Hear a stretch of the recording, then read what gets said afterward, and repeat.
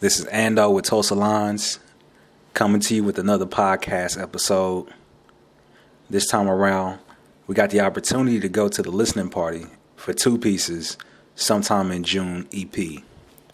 We also got to sit down with some of the artists featured on the EP, such as Youth, Jarry Manna, and TheGRAE.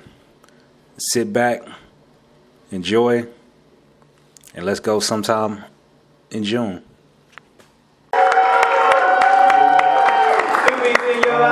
I'll make this quick. I appreciate all y'all for coming. Just to explain what the album means. This past year, I've been on a love journey, and it feels like you're traveling in space. You don't necessarily know where you're going, but you're enjoying the journey and you're just floating. So that's what this album is about. And that journey started sometime in June. That's what the album is about. These songs are a reflection of what I've been going through for the past year. So without further ado, I'll start the project. Hey, y'all make some noise. Y'all about to hear something.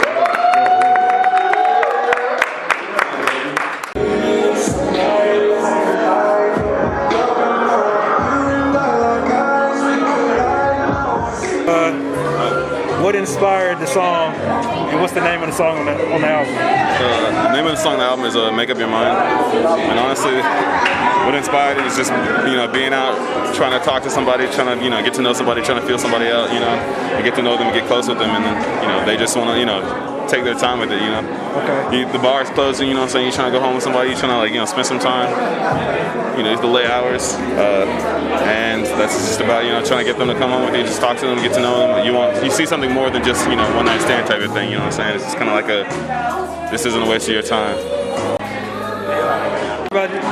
What was your part on the album? What did you contribute to the album? Well, I co-wrote the song with Peece, honestly. And I also wrote the song Love Is by Asha. That was very fun. I like to work with artists that are very, very talented at what they do. Okay. What's your favorite song on the project? Ooh, I'm going to be real biased and say Love Is. Not only because I wrote it, but because it sounds like what I pictured in my head when I wrote it out through the speakers. So that's what I like about it so much. Okay. Shout out to Asha and Peece for letting me get on it. Can you talk about your song talk about the song on the album? Man, MIA, bro. Yeah, bro. We just, we linked in. We just did it real quick. I'm lying. We didn't do it real quick. It was honestly it took us at least a year to tweak it and stuff. I let it go, and this girl hit me, or she didn't hit me, but you know what I'm saying. She, through the grapevine, was like, yo, you need to rebirth this, you need to bring it back. And I'm like, dude, I don't know what she's talking about. She just kept hounding me. And out of nowhere, I'm like, you know what, dude? Too, bro? That should go on the project. He's like, bro, that should go on the project. And long story short, you know what I'm saying? It ended up on the project. It's a slight love song, something for the ladies, something for them to get right to, get nice to, you know what I'm saying? But yeah, man, it's all good vibes on there. It's all good vibes, man. And it's always good vibes with, 20 on the town, but shout out 20 on the town. But it's all about Tulsa Lines, you know what I'm saying? If you ain't doing nothing, if you ain't getting something written about Tulsa Lines, what did y'all talking about, bro? Like, come on, bro, y'all asleep. All right, guys, so now we're going to move to the Q&A part, my favorite part, man. We got some great questions, man. What y'all think about that? What y'all think about those songs, man? Definitely bangers, man. You would have thought that it was, I don't know, Tyson and Mayweather here, man, between Bezel Food and then GRAE producing. Man, there was some bangers going on in here. Hey, y'all give it up for Bezel too, man. I want to tell that brother he can cook a pan of rocks, and when he does, let me know, because I want two of them. Cook anything. So we'll jump right into it, man. Awesome production, man. Awesome. All right, so the first question we got for you, Peece, is have you been busy during Corona? You might want to mic. So I know you've been busy during Corona, obviously, right? But how busy have you been during Corona? Well, Corona hasn't really slowed much for me. I think anybody on our level knows that you can't let anyone stop you. Nothing. Even a pandemic. Hey man, if y'all didn't know, man, y'all, I don't know if you'll need a mask for this one, but there is a new pandemic that's out. It's called sometime in June. Hey, yo, so check this out. So I imagine this is yes, but I would probably like to know what exactly, a few things rather, what you did learn. But the question is, did you learn anything while making this album? Yeah, not to make it more difficult on yourself than it has to be. That's for sure. I'll talk. There was some. Yes, thank you. Okay, baby. There was some things about the project during the process that, in my own view, may have been a little more difficult than it should have been. But all in all, I still enjoyed the process. And, yeah. Wow. Great answer, great answer. You should always keep working. Of course. That was a life lesson. Don't make it harder than you have to. Next question. Is this your first EP for those who don't know? And we did hear the inspiration, but for those of us who might have missed it, come on over. Is this your first EP? What was the inspiration? And if it wasn't your first EP, what is kind of the difference in the last one? Okay, so it's not my first EP. My first EP was called Kilo's Fault. It was more beat-centric than this one. It was more beat-centric than this one, but I would say the difference between this one and the last one is that I don't know if anybody picked up on it, but the last one was about a toxic relationship. And this one is not, which honestly I've never been in before. A relationship that's not toxic.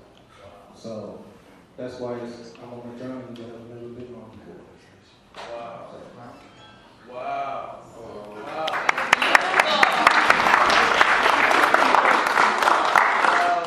Definitely got some brownie points there. Do you ever get on the mic?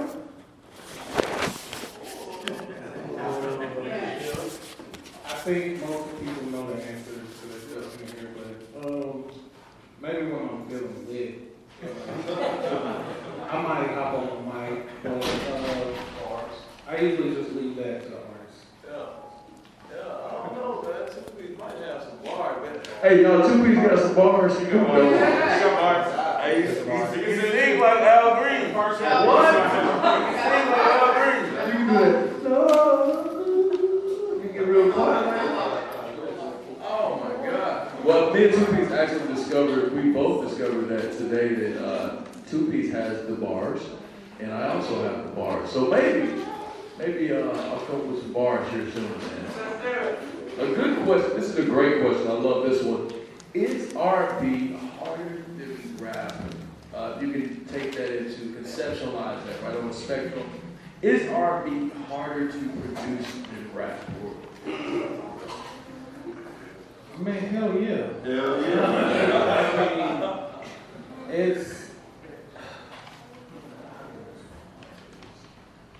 I think with rap, it doesn't really take as much quality control as it does hip hop. As it does R&B.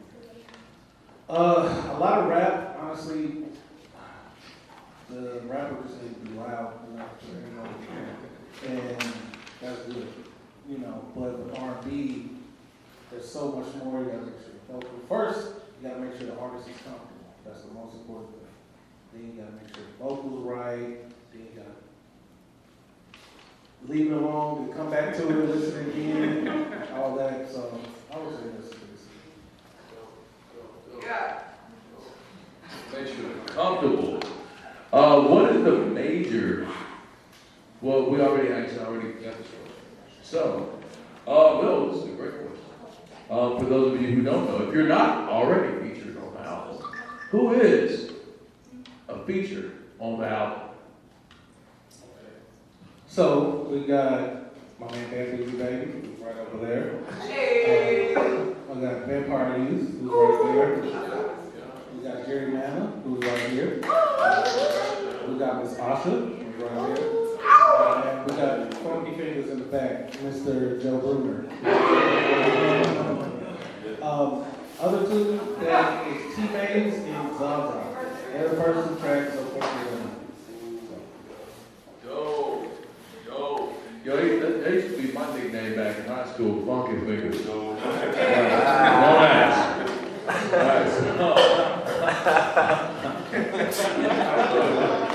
This microphone.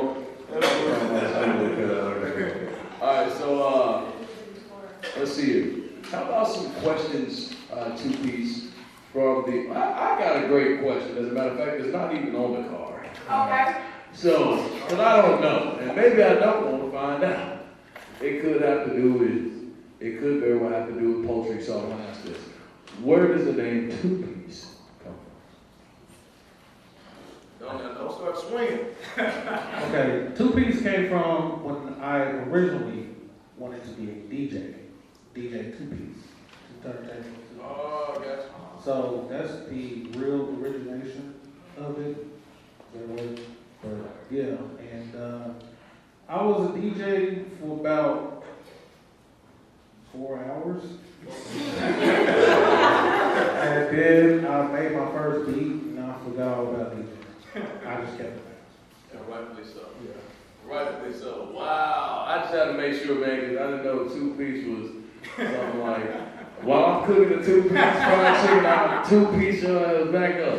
Yeah, man, 4 hours, this is about how long I lasted at Macy's Distribution Center. I left right at lunchtime. Man, but somebody said amen. Yo, so great questions, guys. Great crowd participation, which is yet to come. So is there any questions that anyone in the audience might have for Two Piece? Oh, all right. Go with this brother first. What was the hardest song to mix and master or to create on this album? That is easily the song of Asha called One Hit. The beat itself is kind of detuned a little bit. Just for my personal hearing, I played. It was originally one that said one thing, and then it changed something. I detuned it. I didn't realize how hard it would be on the artist to try to tune a detuned song. You know, if that makes sense. But Asha is a beast, and she did her thing. I definitely thank her for that. Thank her for being patient. All right, and Cino. On the album, as far as the time stamp on it, what is the link, and is it any correlation to the time of the album? Because I'm into numbers. That's a great question. There's no link with the numbers, but the album is just under 15 minutes long. I just did that because I feel like that would be enough to know where I'm at in this R&B space as far as people reacting. 15 minutes should be good. Yeah. That was a great question, Cino. 15 minutes is just long enough for me. All right, next question. Anisha, what's your question? So, as an artist here, you're known, and we know that you've been successful.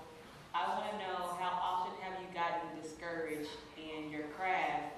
And when you do, which I'm sure you have, how do you pull yourself out of that dark place? I mean, I get discouraged all the time. Right. I think it's just being a creative. It just happens. But it's like, I think of it like this.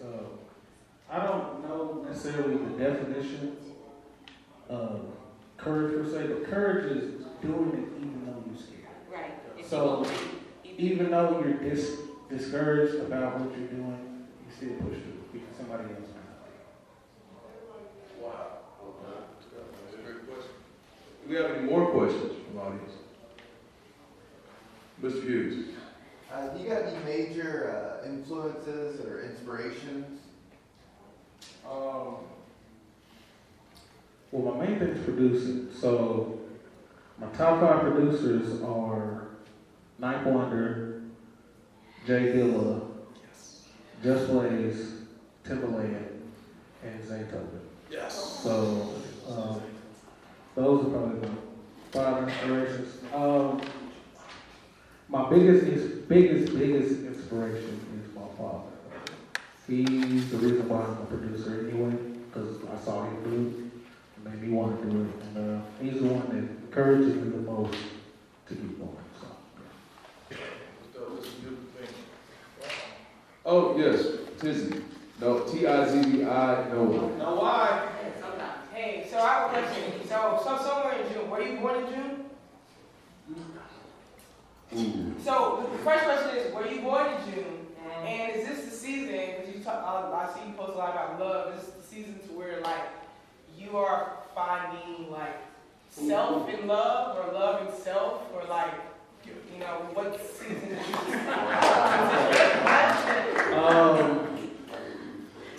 No, I was not born in June. I was born in July. Okay. As far as seasons, I mean, I've been in the season of love since June. I mean, I could say that, and I've definitely learned a lot about myself and how I am towards my girl. How I act, things I thought were right, were not right, no matter how much I hated it, you know, and yeah, so I would say that if I had to describe it in one word, I would say sacrifice. And the biggest sacrifice I've made was probably sacrificing my ego. Your ego? Yes, my ego. Because I do have a great woman, and my dumb ass couldn't see it first. So, yeah, that's it. So what I see it as, I know Bobby Eden, he said, when you gotta come outside of malehood to become a man. So it's really like you really stepping into your manhood and like appreciating yourself in your woman. You know what I'm saying? So that's beautiful. Absolutely. Shout out Bobby. Wow. I got my notepad out. Shit.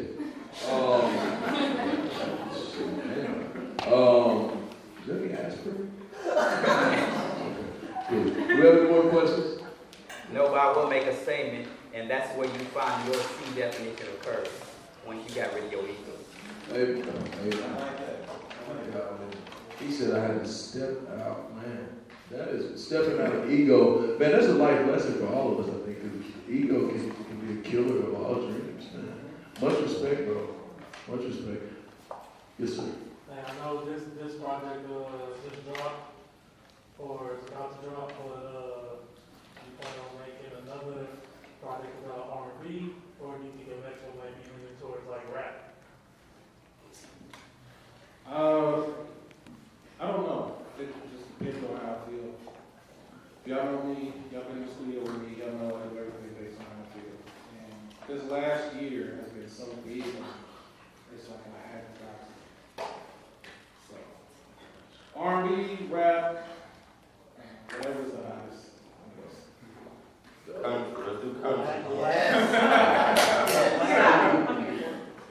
What's up, buddy? How long did it take to make this album? How long did it take to make this album?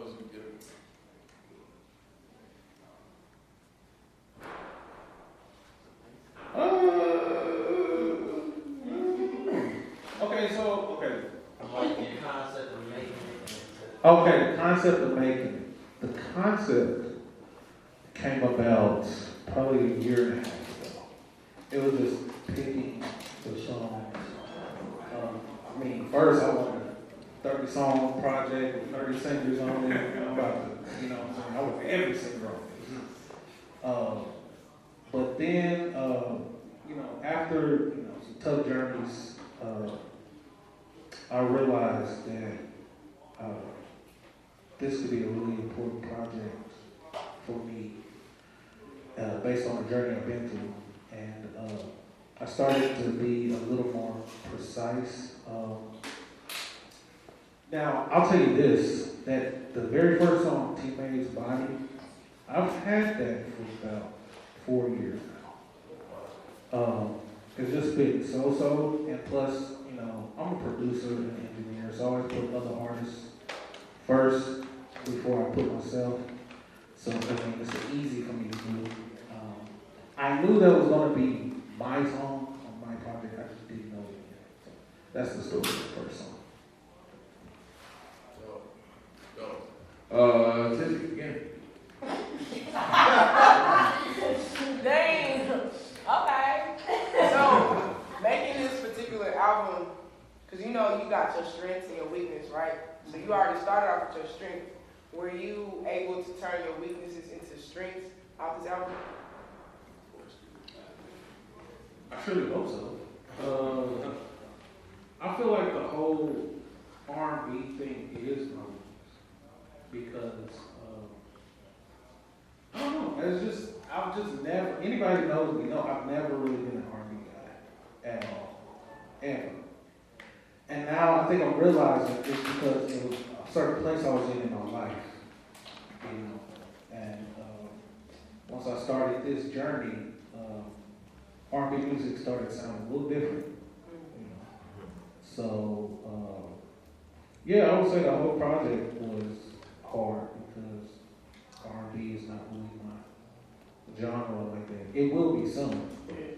I mean, technically, you already tapping into it, so you're making your weakness a strength, right? I'll tell you, see you right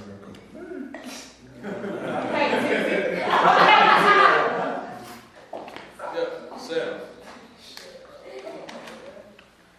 So, since you found love, can you describe it? Okay, I'll give my love in 2 words. Mine is patience and forgiveness. Patience, I think that kind of goes along with the ego thing. Being, you know, most of my life, usually, if something gets too tough, you know what I'm saying? Like, whatever, you know what I'm saying? But this patience in this relationship has helped me grow so much that I would say patience. And then forgiveness, sometimes a lot it's about forgiving yourself too, as well. And also about forgiving them. Because a lot of time, you know, every reaction has a cause. So if somebody reacts a certain way, you know what the cause is, and not just say, F you, I'll never forgive you. You gotta have forgiveness. Wow. That's a hell of a woman. Y'all give it up for the sister of that. I'm pretty sure I know. Well, of course, you said that she's been through a big push in this, even the title, you know, sometime in June. I got a question myself. Would you ever produce, a maybe hypothetical rapper named Jacuzzi Duke?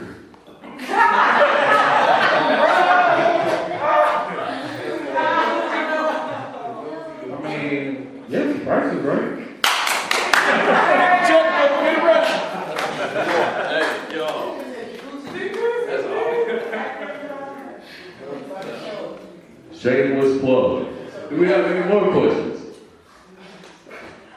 Oh, what's your favorite song of the album? Ooh. All of them. Good answer! Maybe y'all too young to know this song. Do we have any more questions? Okay, here we go. Three the charm. Yes, Tizzy. No, I'm done. I'm trying to think of a question. Yes. All right. Yes, Queen. I have a question for Jarry Manna. He's an artist on the album. Jarry, where did the inspiration MIA come from? Because I love that song.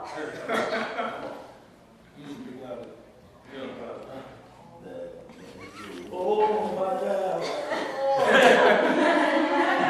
It goes my R&B. The inspiration came from Two Pieces girl. Oh, no, that's not true. Before you knew it. But no, yeah. She suggested that it was a good song. I had to go and listen to it again. And Two Pieces basically said, yeah, we need to do it. So, yeah, I would say, yeah, she inspired.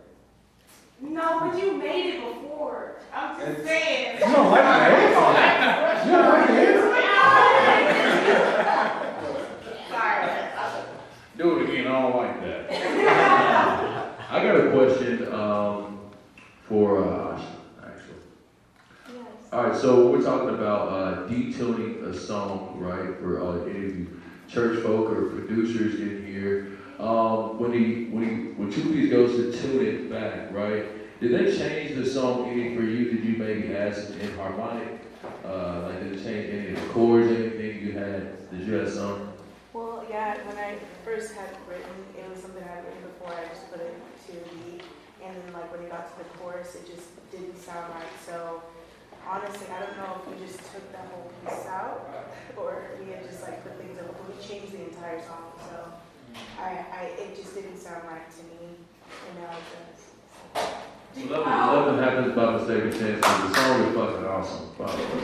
It's amazing. I love it. Any more questions? And honestly, I'm sorry, I'm gonna say this, GRAE wrote it. GRAE, Oh, yeah. Hey, shout out to TheGRAE.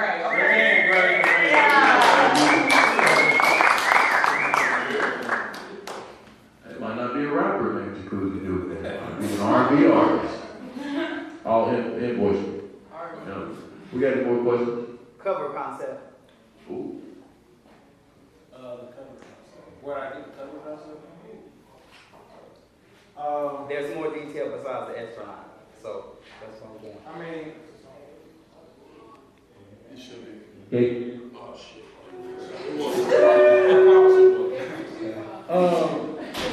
Like I said before, the cover art, like I said, my love journey felt like I was in space. Not knowing where I was going, I ain't never been there, but I'm just floating and I'm enjoying the ride, whether it's bumpy or not. So that's basically. Alright, y'all know what I thought was really cool. I'm kind of loud enough for that. Cool. So what I thought was really cool, if you look in your goodie bags, what's really cool is there are actual chips in there, right? I was kind of concerned. I was hoping there's actual chips in here, and there are. So sometimes you have the cover art on here. If you look on the back of your chip bag, which is probably I think it's the actual name of the contract, right? Is the ingredients. That's new. I thought that was pretty dope. And you can also pre-order. Sometimes they do them right here. What is this deal called? The QR code. The QR code, right? I call it the status code. And there you have it, another episode of Tulsa Lines Podcast. We definitely want to thank Two Piece for inviting us to the listening party for sometime in June, the EP. Make sure y'all go like that, go stream that, go run them numbers up. And until next time, you know what time it is. Tulsa Lines Podcast. We signing out.